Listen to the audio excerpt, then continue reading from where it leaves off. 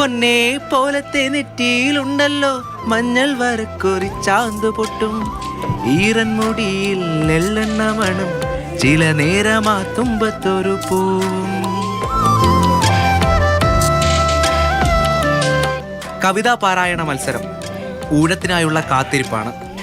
ഓർമ്മകളെ നിന്നെ ഓർത്തു കരയുന്നു ഞാൻ, നിന്റെ ഓർമ്മകളിൽ വീണുടഞ്ഞു പിടയുന്നു ഞാൻ.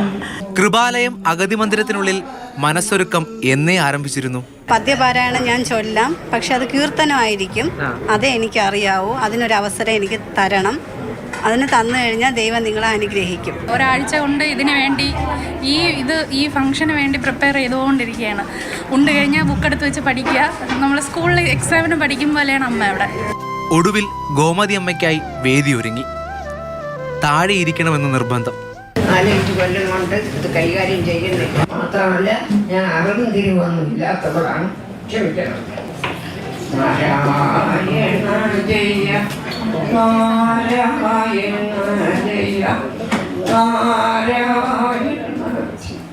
തുടങ്ങിയ ശേഷം ഓർമ്മകളുടെ കുത്തൊഴുക്കിൽ മൗനം. ഗോപികൾ തപ്പിയെടുത്തോ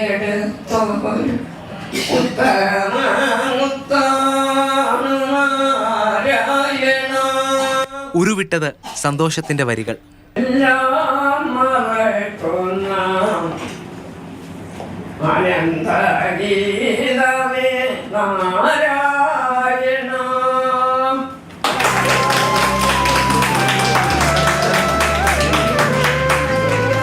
ഇന്ന് വരണം, വിളിച്ചാൽ വരും. ആവുമെങ്കിൽ വരും. ഈശ്വരൻ അനുവാദം തരുമെങ്കിൽ വരും.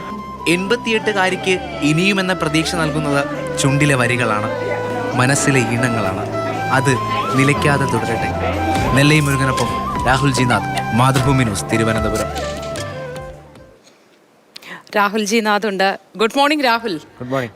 ഈ നമ്മുടെയൊക്കെ ഗ്രാൻഡ് പേരൻസിനെ, അമ്മൂമ്മയും അപ്പൂപ്പനെയൊക്കെ മിസ് ചെയ്യുന്നത് പോലെയാണ് ഈ അമ്മമാരെയൊക്കെ കാണുമ്പോൾ തോന്നുന്നത്. പക്ഷേ ഈ പ്രായത്തിലും അവരുടെ ഒരു മനസ്സുണ്ടല്ലോ, ഈ വേദിയിലെത്തി പാട്ട് പാടാനുള്ള ആ മനസ്സ്, അത് സമ്മതിച്ചേ പറ്റും. തീർച്ചയായും ഇന്നലെ ആ വേദിയിൽ പോകാൻ കഴിഞ്ഞത് വളരെ രസകരമായും ഈ പറഞ്ഞ പോലെ പഴയ ഓർമ്മകൾ തിരിച്ചു പിടിക്കലുണ്ടായി. കലോത്സവത്തിനൊക്കെ പോകുമ്പോൾ എങ്ങനെ ഉണ്ടായിരുന്നു എന്നൊക്കെയുള്ള രീതിയിലുള്ള ഓർമ്മകൾ തിരിച്ചു പിടിക്കലിൻ്റെ ഒരു വേദിയായി തോന്നി. കാരണം അവിടെ പോയപ്പോൾ ഇവരെല്ലാവരും, ചില ആളുകൾ ഓടി നടക്കുകയാണ്. കാരണം അവർ പല കലാമത്സരങ്ങൾക്ക് പങ്കെടുക്കുന്നുണ്ട്. അപ്പോൾ അവർ പറഞ്ഞു ഞങ്ങൾക്ക് അവിടെ പരിപാടി ഉണ്ടാവുണ്ട്, ഇവിടെ നേരത്തെ വിളിക്കൂ എന്നൊക്കെ ചോദിക്കുന്നത് പോലെ ചെസ് നമ്പറൊക്കെ കുത്തി ഇങ്ങനെ അപ്പൂമാരും അമ്മമാരും ഇങ്ങനെ ഓടുകയാണ്. അവിടെ വെച്ചാണ് ഗോമതി അമ്മയെ കാണുന്നത്.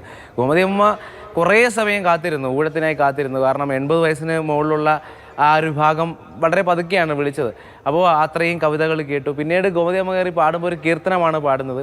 അപ്പം നമ്മളോട് പറയുന്നുണ്ട്, അതായത് കുറേ നാൾക്ക് ശേഷമാണ് പാടുന്നത്, അടുത്ത തവണയും വരണം എന്ന് പറയുന്നുണ്ട്. അപ്പോൾ ഈ പറയുന്ന പോലെ ആഗ്രഹിക്കാൻ അല്ലെങ്കിൽ സ്വപ്നം കാണാനൊക്കെ ഇത്തരം വേദികൾ ഒരുക്കുന്നത്, ഇവരെ ചേർത്ത് നിർത്താൻ കരുതൽ എന്നാണ് ഈ വേദിയുടെ പേര്. അതുപോലെ കരുതാൻ ഒരു വലിയ സമൂഹമുണ്ടെങ്കിൽ, ഇവരുടെ വരികൾ കേൾക്കാൻ ശ്രോതാക്കളുണ്ടെങ്കിൽ, ഇവരുടെ പ്രകടനം കാണാൻ കാഴ്ചക്കാരുണ്ടെങ്കിൽ ഇവരിനിയും സ്വപ്നം കാണും. അടുത്ത കൊല്ലവും ഗോമതി അമ്മയെ പോലുള്ളവർ വരും. മോത്തി. തീർച്ചയായിട്ടും രാഹുലിന് മികച്ചൊരു ദിവസമായിരിക്കട്ടെ.